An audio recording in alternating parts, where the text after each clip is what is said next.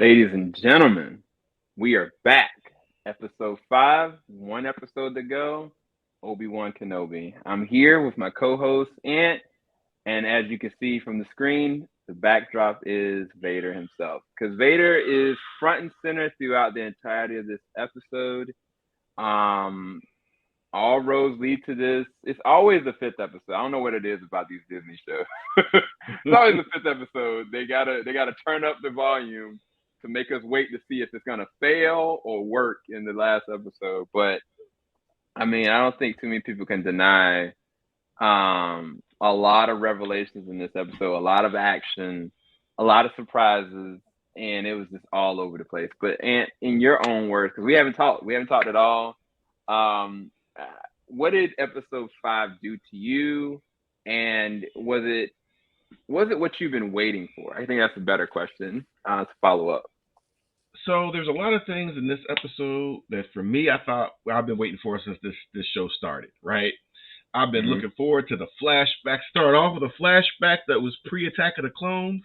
It can use some of that history in that past to inform what we were seeing now. Vader just being Vader. Oh my gosh, bro! You know, there was a lot here that I've been waiting for, and I've been talking about. Right? I've been saying, where's the flashbacks? I've been saying I need to see Hayden Christensen. Seeing Vader, I was really worried that I didn't think that Reva was going to like beat Vader, but I was worried they was going to make it seem like she was giving him a run for his money type of stuff, and I was going to call BS on that. And they was like, nope. Nope. Let's do that right here. So there was a lot. I had some issues with this episode. I'm not gonna lie, but the things that made me happy made me very, very, very happy. Like I wanted to jump up, you know, grab that long piece of like Christmas wrapping paper, go zoom, zoom. I felt it. I felt it. Now again, there are some issues. There's some major issues here, but overall, I got a lot what I wanted. Yeah, this was beautiful. So, yeah, I mean, down to Hayden Christensen, and you talked about it in his interview, that move that he does, like towards the back, the twirl, that he kind of came up for an improv through training. They added that into this. The fact that these men, like, they really don't age. Like, they didn't CG overglass over Hayden Christensen or Ewan and kind of still work some kind of a way. But no, for me personally, I love this episode, man. I've never had any expectations one way, left or right, because I've always just wanted to see more of Vader. I've wanted to see, you know, why is it, what's going to make me care about Obi-Wan more? You know what I'm saying? Like, is this going to be like mimicking, you know, Logan, or is this going to be something that is its own gem? I didn't anticipate the Leia thing. I didn't anticipate the Reva thing. She's been a pleasant surprise for me. I've loved her. Leia or Reva? With Reva. Leia, well, yeah, I mean, both of them, technically, because in this episode, the questions that worries and concerns we had last episode about what was Reva doing here and why she was doing what she was doing, they finally, you know, they gave us the revelation of what it was about, which we'll get into that because that's its own thing. But I love the actress. I love what they brought with the character. But Leia, I didn't anticipate at all. This episode, they really didn't use Leia that much. It reminded me really of a young Anakin from The Phantom Menace, to be honest with you. Like the way they kind of utilize her. But as far as the episode with Vader, oh my gosh, bro. Like, they have some legendary moments in this one episode that I don't think I've ever anticipated seeing Vader on this level like this. And I'm just gonna put a picture up and see if I can. And you know what you'll see, and you know exactly what I'm talking about when you see it. Yeah. This moment right here, when he rolled up, I was like, "Yo, where Obi-Wan at? Hey, where you at, homie? Where you at?" And all of a sudden, they like, "Oh, you ain't going nowhere, homie. Nah. He put that joint down. You would swear that was Magneto. Yeah, he was just ripping that metal to shreds. Like, and then they gave him the okie doke. And I Look. was like, yo, He's like, get bruh, your like, butt back, get over here. And then he was like, and he didn't even bother going through the door. He just ripped off chunks of the ship and was like, what? And he was like, peace. Now, they made it seem like Vader had a force meter and he couldn't do it again. Like he couldn't do it again like it was a video game. But also, now this is what I'm saying. I love this about the scene. I love them showing the power of Vader. But like, where in this frame is the other ship? Like, and also the special effects, they seem kind of, they seem off to you a little bit. Like they stood out that they weren't. Is it just me? There were some things that just didn't seem like they were. I think The Mandalorian spoiled me because we've been getting like movie level budget in a show, like movie level effects and special effects in a show, and I think now that I just noticed the difference. You know what I mean? Like I noticed like this looks like a TV show. I mean, honestly, bro, I don't. The Mandalorian didn't give me a force level scene like this, so I don't have anything to kind of compare it to because I haven't seen anything like this. I've never seen anything. I don't know what to tell you. Like I've not seen Vader do anything. Now, to be fair, you can see to the far right at the bottom right here. Is that what it is? Yeah. I've gone back through it a couple of times. It's literally right there. It's docked. Like it's not moving. It's like, matter of fact, it's got a bunch of dust and stuff all over it. Okay, so all right, then I might stand corrected because I was like, where is this? Where did the other ship come from? Yeah. It's definitely right there. It's just I for me, bro. Look at that power. Look at that power. I don't have any problem with any of this. The fact that they even had the balls to do this and then is amazing to me. Like he ripped, like that last rip. It was just so much anger behind that last rip. He just like, get out of here, man. Where is this ninja? We're waiting for this. But no, for me, dude, even down to the fight with Reva, like it was a lot going on. And I was all there for all of it because it all came to a head. I was like, look, y'all gonna have to prove to me why this girl is in here, what is really going on. And they checked off all the boxes that I needed for them to check off going into this finale. So it's like, I don't know where the finale is going to end personally. But I loved everything, honestly, about this because as far as the story, everything from the way they've told the story has led up to this, even though canonically, as far as the Star Wars lore, they've kind of been a little disjointed. From what I can see, from what you told me, it's definitely a little bit different. And some of it is not going to make sense unless they find some kind of way of making it make sense. But in terms of this as a whole, if I don't look at any other Star Wars and I just base it on this was the best lead up episode for me. But I'll go through it. I will go through everything. Oh, okay. Because there's a lot of different things to talk about with it. But yeah, my man Vader, bro. But even so how did you feel about, pull it up really quick. Let me pull it up. Just because I know how you feel about certain things about it, but what did you feel about this? Did you like this? Did you love it? Or I loved everything about this. I wish they did a little bit more of the de-aging stuff on Hayden Christensen's face. Like he looks about 30 in this. You know what I mean? Like if certain, like just lines, certain places I feel like they could have got. But I'm a sci-fi fan. I'm an old school Doctor Who fan, so I'm used to seeing strings on like starships. So I'm good with it. I'm good with it. This is what we needed this whole series to me, is to see them in their prime, see them in, that's something the movies didn't do well, is they talk about how their friendship was and how their mentoring was, and we didn't really get that in the movies. We got that in the Clone Wars TV show. So seeing them take something we hadn't seen, oh, that's how we feeling? To see them take a scene like that, to see a training scene, and also get they got it right that Anakin is more skilled and more powerful than Obi-Wan, right? Obi-Wan has experience and patience, and I also like how they used this scene to demonstrate like Oh yeah, he's coming right away. He has no patience for a siege, and it's like, how do you know? And it's like, I know. I've had this argument with him many a time. So the fact that they know each other, and Vader's been using his knowledge against of how he knows how Obi-Wan acts against him this whole time. So it's cool to Right. see Obi-Wan flip it up a little bit and be like, I know Anakin. I know his impulse. I know his training. He he's a bulldozer. Um, so it'll be curious to see how Vader evolves after this too. To the Vader we see in the original trilogy, who had a little bit more patience and a little bit more um, wisdom about it. So I'm really curious what they do with this. Uh, yeah, but that training scene, I loved it. I wish we got that episode one. Honestly, I wish we got some of that. I wish there was more flashbacks with their time together as master and apprentice. Mm.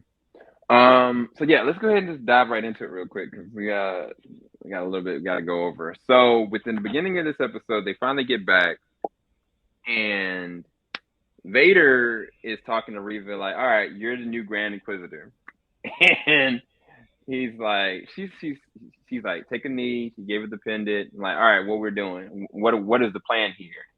And he was like, "Oh no, there's no plan. Like he's not going anywhere. Like he's done. Like I have him."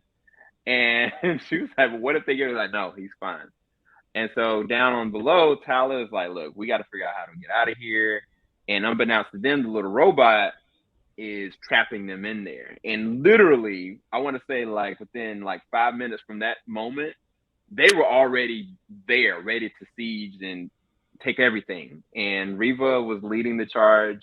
They had cannons going.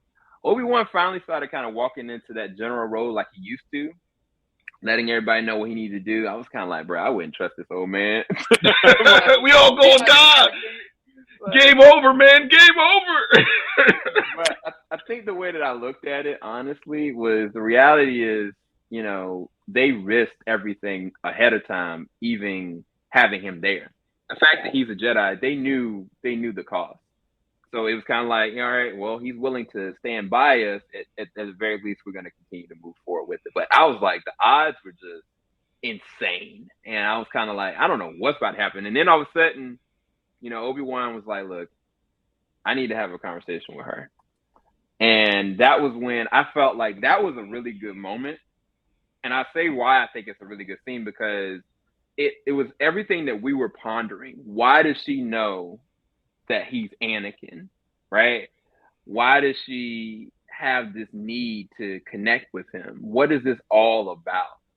And he kind of questioned him like, look, first off, and he said in so many words, like, if you know he's Anakin, I'm pretty sure he would have killed you by now, because he doesn't want anybody to know that information. So why are you holding that information? What are you trying to do? And she kind of showed her hand, and I was like, bruh, look, you playing a long game that you're not going to win. I was sitting there thinking in my head, I was like, bruh, you should have been trying to recruit this man, not try to kill him.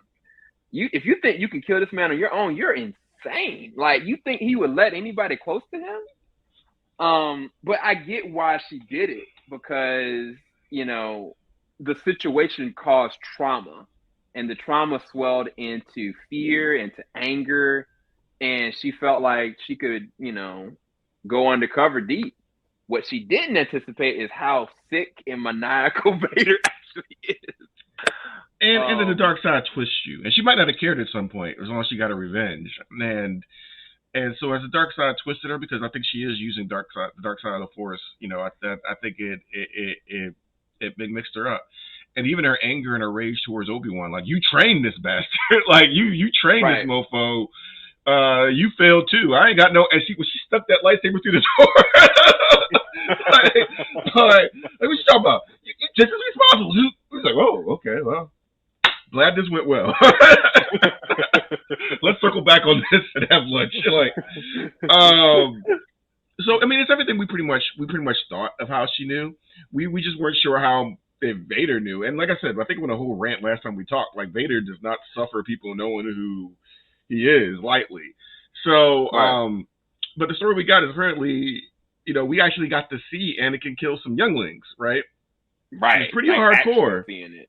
Right. Yeah, Right. and so it was pretty brutal. And so apparently she got stabbed or sliced as a kid and just played dead, lived through that. That's apparently is her special force power is getting stabbed and living. So, oh man, I was kind of surprised they didn't play up more of how many force sensitives and Jedi did she capture and kill, and I'm surprised they didn't go into that at all. I mean, but this is the weird thing. She's the third sister. They called her, they picked her up from the gutter. So we don't know what her body count really is. You know what I mean? And I think that they try to keep that as ambiguous as they could because they wanted to show how slowly she started to let herself build with this anger because she's trying to get to her revenge goal. Which is she cut off one old woman's hand. We know she cut off one old woman's hand for no reason. So hey, look, she ain't cut her head off though. Look, another day. She still lived to see another day. But there's something to that though, because the end of this, we'll talk about the end in a little bit because it's something that she knows that it's gonna be very interesting how they play that out. It's really gonna be interesting how they play that out. But as far as, I think what happened was he literally stuck the lightsaber straight through her. She went down, she played dead, and literally the same exact thing happened. I think the sick thing about it is he was like, "You think I didn't know who you were?" And he was like, "I ain't never gonna forget that. I would never forget a situation like that." And it kind of led me to believe. He was like, I think the way that I interpreted their conversation is that, look, you're a means to an end to get me what I wanted to get to. I knew that you were going to have all this anger to get me anything and everything I wanted, and I used you. You thought that you could get close to me, but I used you. And now you're in the same situation all over again. I'm just going to leave you here. And the Grand Inquisitor, the real Grand Inquisitor, shows up. I was like, yeah, homie, give me my piece back. And what I liked about that also is that Anakin was a rising star, the hero of the Jedi Order at that point, right? Like he was out in the field, he was doing these fantastic things, rumors about him being the chosen one. And it's almost like you see him and you're like, oh man, we're saved. Anakin's going to save us. And it's like, oh, crap. Anakin, you good? You get a little too close. The clones are over there, Anakin. Like you going? So it's very interesting to see that trauma.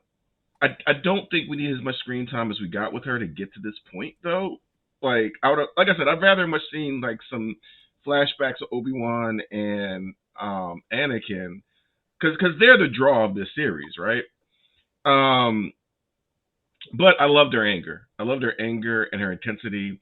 But this is the other thing. Can we talk about how Obi-Wan got to her and had this plan? It's like, we could do it together. I thought they were going to jump him. Like, I thought that they were going to, like hand Obi-Wan a lightsaber or two from that box, and she gets two lightsabers, and then they, like, go at them together. Obi-Wan dipped. Your plan was the sucker punch Vader?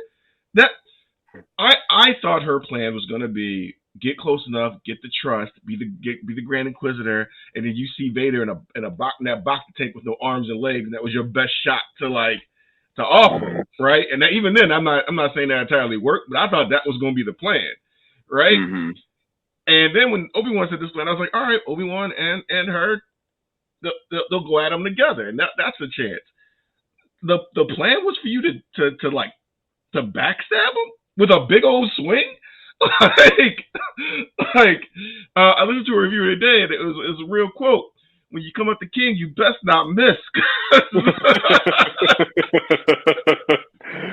Oh my God. Yo, and he toyed with her in that. Sam, it wasn't even a fight. It wasn't even a fight. He toyed with her. Fight, but he toyed with her bad. It was a master. It was a Jedi Master, a Sith Master, and this Inquisitor half trained Padawan. Because he was like, he didn't pull his own lightsaber. He didn't pull his own lightsaber, Sam. Like, he blocked her with the Force, pushed her back, stole her. She started that whirlwind thing. He pushed that. He's like, you know what? Just give me that real quick. Let's break that off. Pick that up. Pick that up real quick. Pick that up real quick. And then when she still got it, he played with it a little bit, then threw it. He did the lightsaber throw, called it back, took her. He let her work out all that anger. He's like, you know what? You got me this close. Let me you get your anger out. Get your anger. Oh, you done? That's all the anger you had? You don't know anger. You don't know anger. Yeah, because I think at a certain point, her anger turned to fear. Like one thing I'll say that Moses did really well. They did a transition moment of showing her as the youngling, and the same exact look of fear and trauma she had. It glassed right over her face. She was like, "I'm about to die," and you could see it all over her face. And it was kind of like she was stuck there, and it was kind of like I was like, "Dang, bro! Like, why she had to go out like this?" But then I was like, I couldn't make sense of what was about to happen next. But to be fair, like I love that transition. I think that, if she did die, I was like, man, you died for a stupid reason right here. Like, you could have played this out a lot longer. Years of planning to try to sucker punch him. Years of planning to try to sucker. You ignite a lightsaber and then you swing it from back here. Maybe if you just was it like ignited like the this. Same thing she did to Obi-Wan. The same thing she did to Obi-Wan at the door. She could have easily did to him. It would have been better off because now, granted, he would have stopped that joint and probably pushed it back at her. But probably would have. I'm not saying it would have worked, but it's better than going. This whole motion. You know who else did that move? I wish I could pull this picture right now. I'm not quick enough, but Mace Windu, right before he was trying to kill Darth Sidious, and he got caught slipping, and he got him the same way. Look. Oh, man. Look. At least Mace didn't think he was going to do it. But Anakin loves a little opening. He loves a little opening for you. But how did he was like, oh, I'm gonna cut somebody tonight. Like, I thought it was gonna be Obi-Wan. It's gonna be you. That's fine. I gotta work these emotions out. I gotta work myself up. But also, another thing that all right, I'm not trying to clip this show, but Vader can do all this, but he can't pull Obi-Wan from across that fire like 2 meters away from him. Like, I'm talking about in episode 3. Like, yeah, no. So the way that I said it before. The whole thing is a difference in making a calculated choice. Just go ahead and kill somebody and wanting to savor revenge. I think honestly, and that's part of Anakin's problem. Like his whole resolve is to make people suffer. Like he's won, he's conquered them, and I think that he knew that not only was Obi-Wan not prepared to fight him, he couldn't. Like it was like he couldn't even really enjoy the moment. He was like, "Oh shoot, I'm gonna make him suffer for a little bit. Then I'm gonna let him lead off and run, and he's still not gonna get away." But it was, I think, on his end, it was like, I thought it was a dumb decision to make, but I felt like in the moment it was just like, nah, bro, you're not going anywhere, and I don't even want. I want to kill you when you're at your best, at the very least. No, like, I can see that. Maybe it's not going to be any fun if you're this pathetic, weak thing. I need you to get your training montage. You want to come back. That could be a thing. But speaking of dumb decisions, not only did he let Obi-Wan go that time, he apparently let her live with the stomach wound. Apparently, lightsabers aren't as deadly as we thought. We thought. So this is the weird thing about that whole joint. I was sitting there. I was like, I recorded a reaction, you guys. I may post it somewhere on like TikTok or Twitch or something like that. But I was like, y'all, what y'all doing? Y'all better chop that girl's head off, shoot her in the head or something. What y'all doing? Y'all gonna leave her in dirt for real for her to come back? Y'all crazy? Like, you see how much anger that woman got? Like, look, I guess the way they looked at it is like she ain't really a threat. But if you're gonna do that, finish it. Like, we saw Vader snap a kid's neck for no reason. He just leave him. He not just leave him So technically, she survived Vader twice, right? She got stabbed as a kid, and she alright, and now she got stabbed as an adult, and she alright. I mean, because we know she's getting up. Like we know she's getting up. I don't see Vader letting people live like that unless there's another purpose. Now maybe there's another plan. There's another layer of the plan, and I will eat some humble pie. But if he just let her like, oh no, die there with your cauterized wound, like you bleed out. Like I didn't really feel that. So this is the weird thing. I feel like they let her live for her to be the catalyst to protect Luke because she knows. Wait, are you talking about story reasons? Or are you talking about Vader reasons? No, story. Story. I don't think that had anything to do with because from a sensible thing, like Vader would have been like, oh man, you died. You should have died the last time. Let me make sure you're dead this time. But instead, I think the sacrifice for story, they knew for a fact that there was going to be a situation where, they were going to need some help. And now, like I said, towards the end, is it alluded that Vader saw the little hologram thing and knows about the children? Because who destroyed that joint? Oh, it dropped with the I don't like his character in this, with the hustler guy, the guy that from Eternals, the guy that for some reason Obi-Wan gave that hologram recording to him, his lightsaber or something else when he went to go talk to Reva. He dropped it when they were getting the transport. I guess people stepped on it. But also, Bail Organa, why are you sending transmissions with Tatooine and the boy and all? Like, what? Why? This is a secret. And how does he know that Anakin's Vader? Like, who told him that was Vader? Like, did everybody know this guy was Vader? So I thought that when everything went down in episode 3, remember it was a scene where, I can't remember it, but it was in episode 3 when Obi-Wan found out and Yoda was there. And then later on, they were like talking about, well, what do we do with the children? What do we do about this? Yeah, but... you're talking about the fact that Obi-Wan didn't make a communication with Bail to let him know that Vader is, unless they did it off screen that we didn't see. I don't know.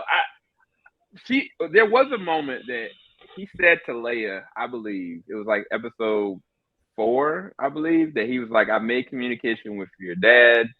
We're gonna get you back home soon. But it was on the time when they were in that planet where Leia was trying to get away. Remember when Leia was trying to get away? That's before he did. That's before he knew. Right. So I don't know. Yeah. I don't know. But anyway, Bail Organa's draw snitching out here. Talk about Luke, talk about Tatooine, giving up everything in this one little message. You know what? I'm that dad. He's an overprotective dad that just can't shut up. Just shut up. Let him do his job. You sending all these messages, and why are you going to Luke? Why are you going to Luke? What are you going to do, Bail Organa? You didn't send your army to protect Leia. What are you going to do by yourself with your blaster when Vader comes? The way that I took it from his conversation was that he assumed that Obi-Wan possibly failed and Vader had the girl. Now, this is what I've always said, and I'll pose this question to you, that if I never understood from A New Hope how if Vader was in close proximity of Leia, how he wouldn't have felt who she was. But, I mean, I don't know canonically how that even works. But I was assuming even in this that if he came in close proximity to this kid, he's going to get an understanding of who she actually is. And if I was Bail, I would assume the same exact thing. Like, man, Obi-Wan, you must have failed. They got the... Because he didn't know that Reva didn't just bring Leia directly to Vader. He didn't know that they were really trying to get Obi-Wan. He thought that they were getting Leia because of who Leia was. Not because... You see what I'm trying to say? The whole point that Reva kidnapped Leia makes more sense that Leia was to deliver to Vader. not to try to bring Obi-Wan in. So that makes sense, because if you're the father, you're like, oh my gosh, they must know about Leia. Right. They got Leia, they got Obi-Wan, they probably broke Obi-Wan, they probably know about Luke. I gotta go get Luke. I can't save Leia. I gotta get Luke now. Like, right. Owen's like, stay off my farm, people. No one knows we are here. Stop bringing this Jedi mess to my door. We are simple moisture farmers on a desert planet with 3 suns. Like, leave us. Moisture farmers. Oh man! Look, let me get this boy addicted to this green milk. We go on this blue milk, and we gonna be good.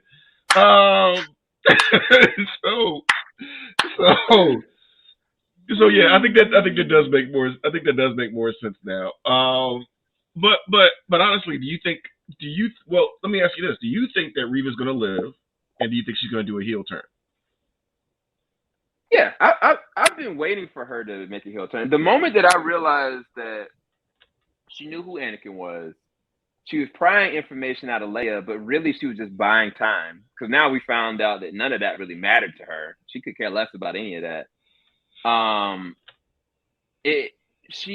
whole focus now changed with the realization that she wasn't alone in the situation. That moment, that whole conversation, yes, she got mad and stabbed it through the door. But it was for a second where I saw hope for the first time in her character, where it wasn't just rage. Like, she was vulnerable. And she questioned, like, she said something along the lines of, like, how do you know he doesn't already know? How do you know this will actually work? Like, asking a question like that is with a sense of possibility of hope.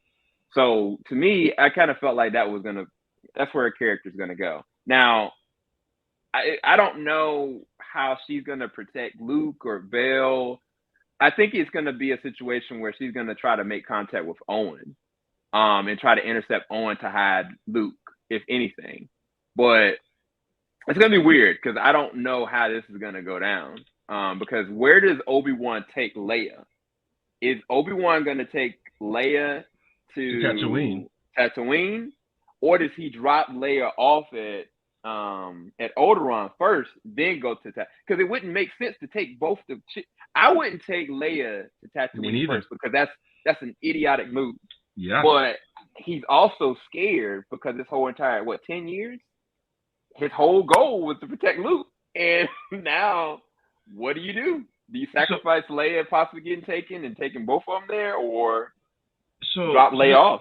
So this is what I want to see, because I don't want her to magically go back to the light side. I think that going from the dark side back to the light is a very difficult thing, and so I don't think a lot of characters should do it. What I would like to see is her rage and her hatred drive her to keep her alive, and she finds out about she puts 2 and 2 together, is like, oh crap, Luke and Leia are his kids. I can use them as bait, and so maybe she tries to get Luke. And Obi-Wan has to stop her from getting Luke. And I would like to see that confrontation. You know, that's just me. And maybe Owen tries to protect, because I need some more Owen in this series, because Owen is like a fan favorite now. You got Joe Edgerton, bro. Shoot, yeah. And so I'd like to see Owen try and, of course, fail to protect Luke, but and then crazy old Ben comes to save him from this crazy lady coming to take him, because she should be so twisted by hate and rage that she can't think straight to not use these kids as bait, you know. So this is my real question about all of this. Now this is my question to you, and I want you guys listening to, let's be realistic about this. At this current juncture, Obi-Wan is in a ship and he's trying to navigate back to Tatooine. Darth Vader has not only the Grand Inquisitor, but a whole army, and he is dead set on getting Obi-Wan Kenobi, right? If he intercepts Obi-Wan on Tatooine, he's not gonna just stop. So how do we get from that, whatever that moment is, to where they meet again in A New Hope? Because somebody's gonna have to convince me of that. I don't understand what is gonna happen next, because if he ends up on Tatooine, there's nothing that they can do to stop any of this from happening. Like if Darth Vader ends up on Tatooine where Obi-Wan is, he's not gonna stop. I don't see how he's even gonna stop now. Like he's so close. They're gonna have to have another confrontation to the point that Obi-Wan's gonna have to throw him off. Like it's I don't know any other way how this is gonna pan out because at what point when does this take place from A New Hope? Canonically, 8 years, 8 or 9 years. So close to 10 more years from now, we get what we get. Nah, bro. Ain't no way. I don't know how they're gonna get away from this, but I think this out of all the shows that Disney Plus have done, they're gonna have to really think about how they conclude this because I can't perceive that Vader would just stop trying to search for this man. And if they end up on Tatooine is gonna get ripped to shreds. Why wouldn't like, so, right? And why wouldn't Vader go to Bail Organa? Like you got in contact with him once, get in contact with him again. Like there's nothing stopping Vader from. So you're gonna have to. Obi-Wan's gonna have to fake his death probably. My biggest concern is you haven't shown me him get his skills back up to par to realistically face Vader, and for him all of a sudden to like be able to stand toe to toe with Vader is gonna. You're gonna have to do some really good writing there for me to really buy that concept at this point. Oh because no, it's only been like a day. It's only been a day since he got his butt kicked, pretty much. You know what I mean? So I thought it was like 3 days time, something like that. All right, well, 3 days. It's been 3 days since he got his butt kicked. He ain't practiced. He had no training montage. He was struggling against stormtroopers. You know. Oh, and by the way. Disney, this is the 501st we're talking about. All those unarmed civilians are in a little tunnel, and the stormtroopers are still missing. They're still missing. Come on. I know the joke was they can't shoot, but come on. It's a tunnel. It's a straight line. You know. Oh, I'm surprised we skipped over your girl and the robot. Oh, Leia? I mean, they didn't do much with that little girl. No, Tyler. Oh, man. Look, first off, that woman is a great actress, bro. She made that scene the most emotional thing just off of her eyes and her emotion alone. Because this is the weird thing. Like, when the robot started taking L's, and I'm looking at her, and I'm like, dang, they about to sacrifice themselves. Look, I'm getting reminded of Rogue One all over again. Like that's how I started feeling, honestly. That's what's gonna to channel it. And this, I feel like I'm the negative person in this, right? So the other thing I had, this was a really Last Jedi vibes to me. We have a rusty Jedi that's been cut off from the Force, trying to buy time for rebels in the cave to get the ship out the back way.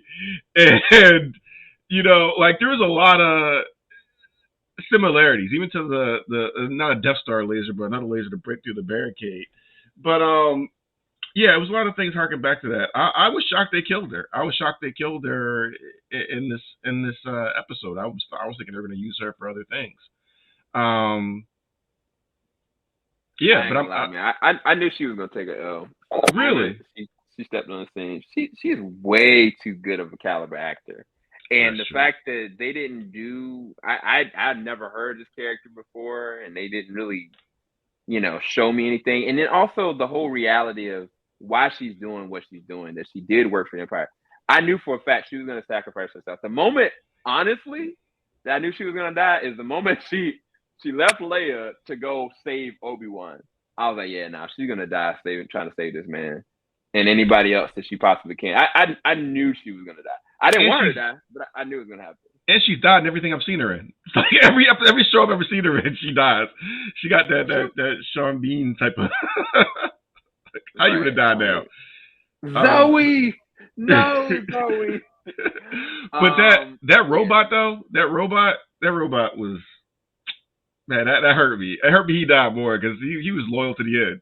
Taking all those shots. He was a real one. He was a real one, man. Yeah. Yeah, I don't know. I loved her in this. I think she added a lot to not just creating a new character and for the show, but to me, I felt like, a character like her would rub off on somebody like Leia. Like I really do get it. I can see where there's a connection there. And also it was an emotional connection for Obi-Wan. A lot of these things that are happening to me add volumes to what Obi-Wan needed to become to come out of his shell. Whether it is certain characters I didn't necessarily like or characters like Tyler that I really did love, all these different characters do add to him. They bring out certain things in him that he needs to be able to move forward with, and he hasn't been able to move forward. And then going, I guess, harping to the whole fight. My whole thing was, and I said this last time, is we talked about the fact that he's unbalanced.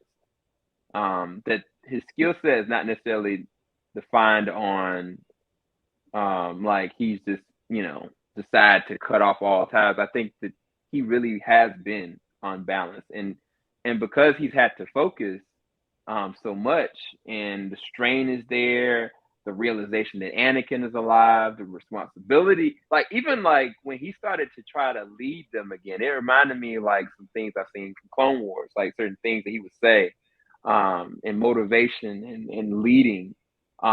He's really starting to come back into his own. But I don't know, even if he's back in balance, realistically, if he's going to be able to beat Vader. I don't think that he believes that he can beat Vader. I think that it's going to be a situation where Reva's going to help Obi-Wan try to hold off Vader. But I don't see him stopping. That's my thing. Like, even if Reva and him tried to come at Vader and they just hypothetically speaking ripped his helmet off or something stupid like that, I don't see this man stopping. He's got way too much rage. And I think that's a testament to how they've directed him in this, or they portrayed him in this series as an unstoppable force of just rage and which he should be. I've seen people question what they've done with Vader in this series. I'm happy with it. I'm happy with everything what they've done with him. Except for the 2 meters away of flame that he just pulled Obi-Wan. but I get your explanation. I'm not knocking it, but it's just, besides that, I've been good with everything they've done with them. And also as a testament to how Luke beat this guy. Like, Luke beat this guy. and that shows something of his power and the force and skill. So yeah, man, I'm there for it. I did have a question about Obi-Wan looked at the wall again, seeing more Jedi markers, and people were saying who got here. And you saw that crate full of lightsabers. I was interested in the story there too. Like, what's going on there?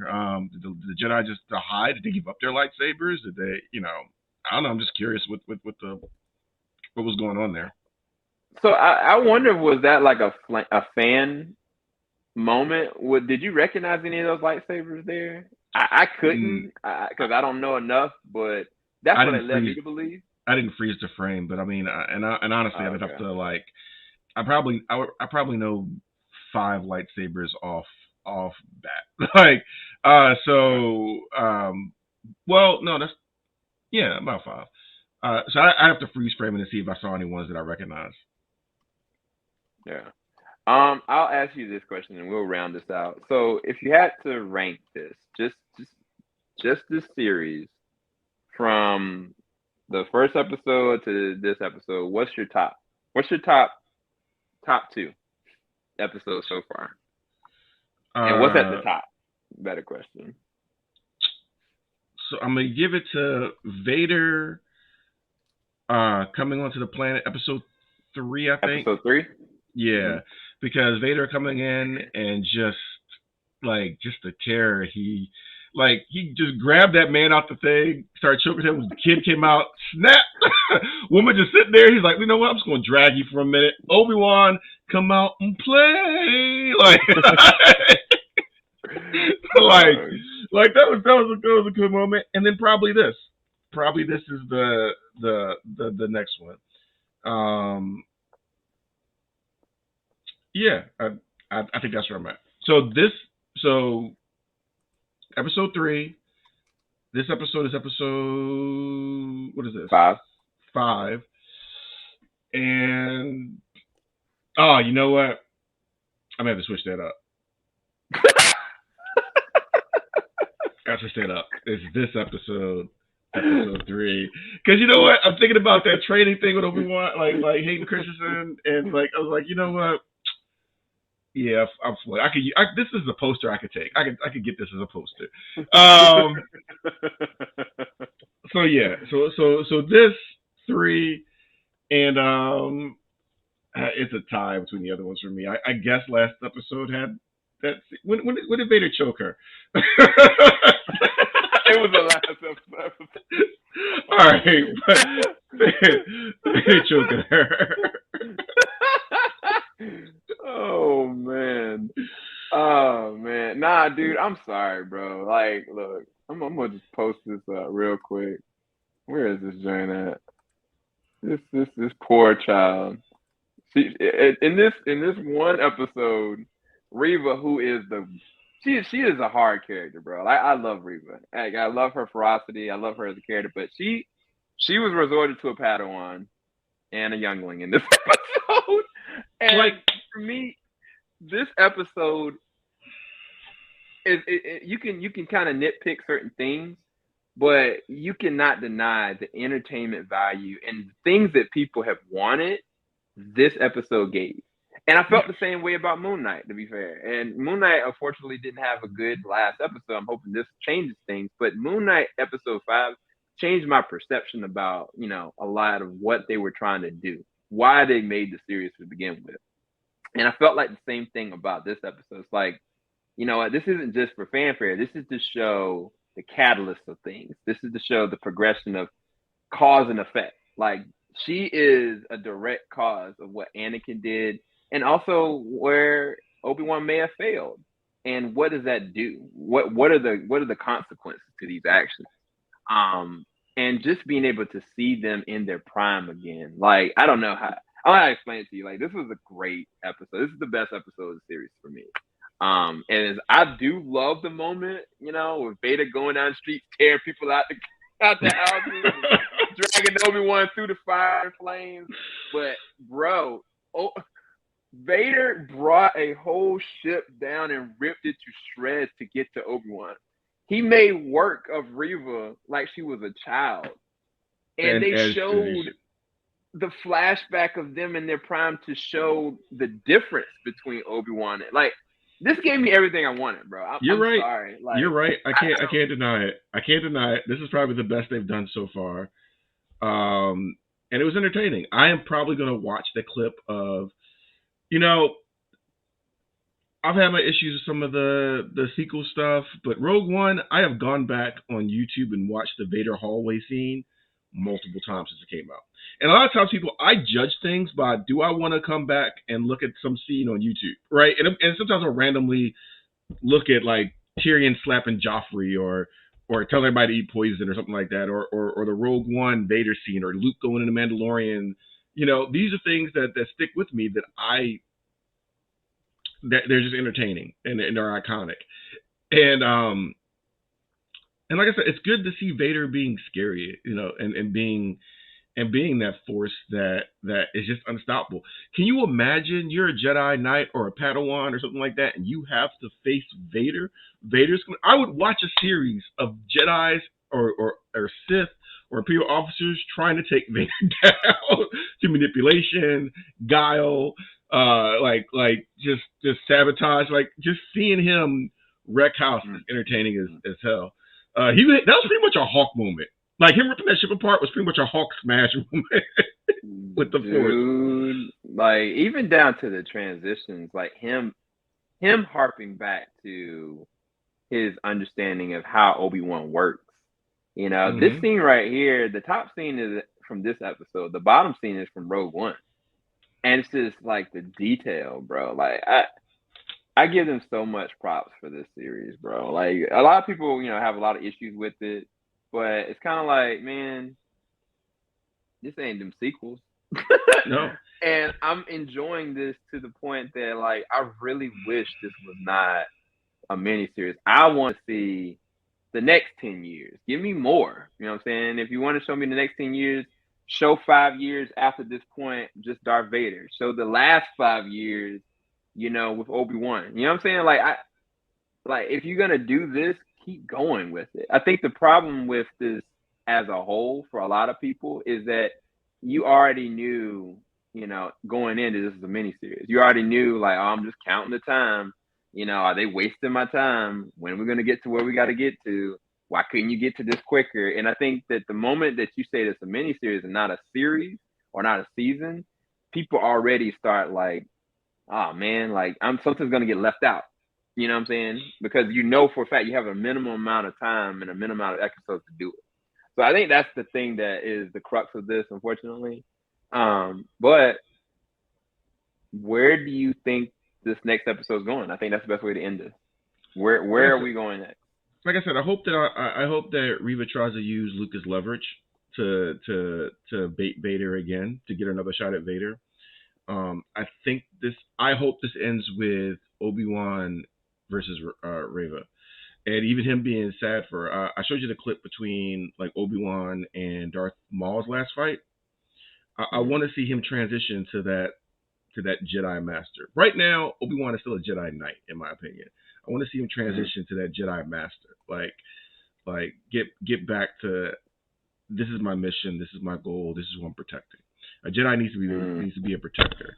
And seeing all this has put Luke in danger, because that's essentially what just happened. Luke is now in danger. And we saw on the ship, he was like unnerved. When she saw the recording, he got a feeling that something was wrong. And it's because Luke is in danger, and that's his goal. As far as Obi-Wan's concerned, Luke is the chosen one. So if Luke falls, if Luke is unsafe, then his failure is complete.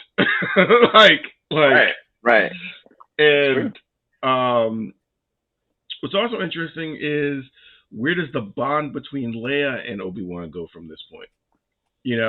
So this is the weird thing, and I can see it now more than I did when I looked at A New Hope. I was like, why is she putting so much codependency on Ben Kenobi? Where she met Ben Kenobi from? And this episode led me to believe, like, this little girl probably grew up thinking about this man like, he's my hero, like he's my uncle, like he's family, like I know for a fact I can trust him, kind of thing.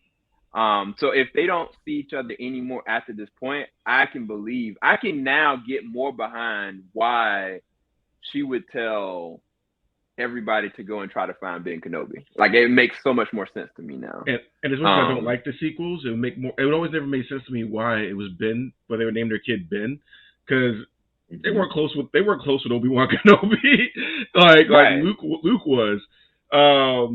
So it's hard for me to talk about the sequels. I'm sorry, but that even makes sense. But at this point, Leia spent more time with Obi-Wan than Luke does. That's true. So there's a whole different kind of connection. Yeah. So, but they're gonna have to tie this up neatly for where we don't go. What do you mean Vader was like, I'm not going to Tatooine, or I'm all right, but like he has to be convinced that Obi-Wan is gone or gone someplace else. Like, because if you lead Vader to Tatooine and there's any hint of anything else, he's gonna scour that planet. He's gonna scour that planet. If he knows that Reva goes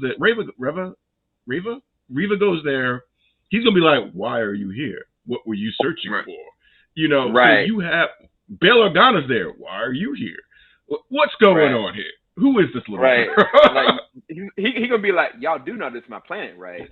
Right. You know my house is right down the street, right? Right down the street. Owen, what's going on here? All right. What are you doing here? Who's this kid? What's going on? I look like your kid, Owen. You ugly son of a. You know what? This is actually, you know what? That's like some ultimate betrayal stuff. And granted, yeah, he's evil now, and he was kind of left for dead by Obi-Wan. But from a betrayal standpoint, him not knowing that his kids are alive and everybody hiding them from him, that's gotta be. That's some. That's like somebody, having a child, they not knowing, they getting sent to jail, and they get out, they're making decent mark for themselves. And then something happens, and then they go down a path, and then the dude finds out, like, whoa, hold on, who's this kid? Like, no, that's my kid. wait, what? And I've got two of them, and y'all didn't tell me. Nobody said anything. What's going on here? I could have reformed. I could have been So there for my kids. I've seen that in real life, and I will tell you a story where that rage was unparalleled. And if you guys wanted to hear it, you need to join our Patreon, JVS After Dark. So, so I can tell you these stories, but I'm gonna tell you the story. You're gonna be when that really did happen, and everybody else knew around this person but him. So if he had the force, he'd have choked everybody. And I remember I found out through somebody else, and I was like, yeah, blah, blah, blah, blah. And I was like, y'all all know this? He's like, yeah, but he doesn't know. And I was like, well, it was nice knowing you. this is going to end badly. This is going to end badly. And I got a call like 3 years later. Hey, remember those people? And I was like, yeah. I was like, blah, blah, blah. I was like, told you.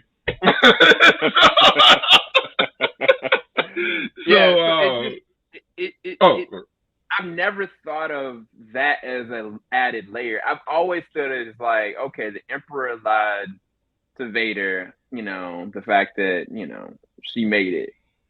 And now it's like I look at it from a different set of lenses that I never had before. Like, yo, everybody lying to this man. Yeah, he's bad. But y'all keeping this man from his kids, and he thought his wife was dead while pregnant.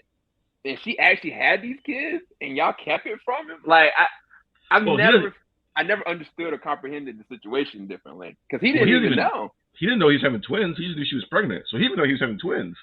He just knew he was having a kid. This show also makes more sense, and I don't think they meant to do this, but it makes more sense now why Luke is called Luke Skywalker. Because if you were hiding Luke Skywalker from Anakin Skywalker, you'd probably change the name. But if you think he's dead. If you think he's dead and it's just Vader, like it makes more sense. You're in the middle of the desert nowhere. No, this boy gonna have my brother's name. You knew him for a day. Oh, shut up!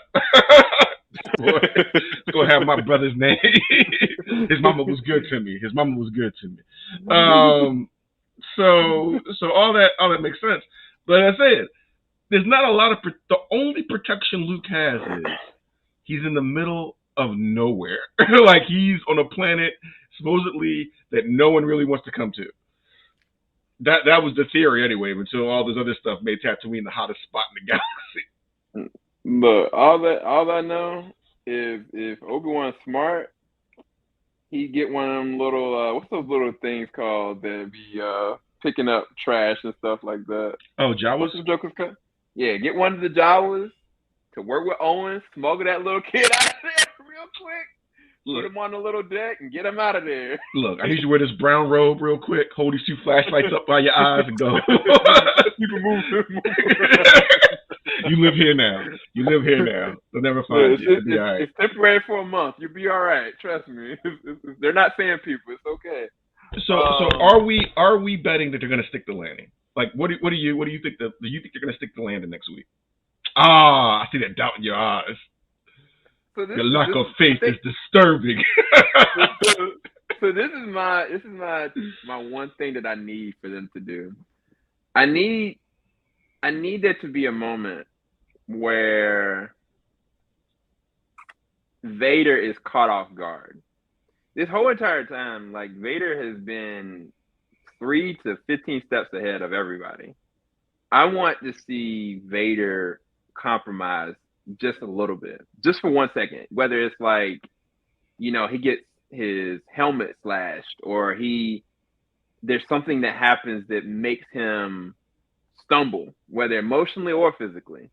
I want to see that, and I don't know if this show has the capacity to do that. I think it could, and I think if it did, whatever the ending is, just as long as it works in canon, I'll be fine with it. I think they're going to keep the canon. I think they're going to keep everything in canon. I don't think that they're going to be a situation where Luke meets Obi-Wan or Luke sees Leia. Darth Vader beforehand. I don't think they're going to do any of that. I think they're going to keep everything canon just because of how they handle the Grand Inquisitor.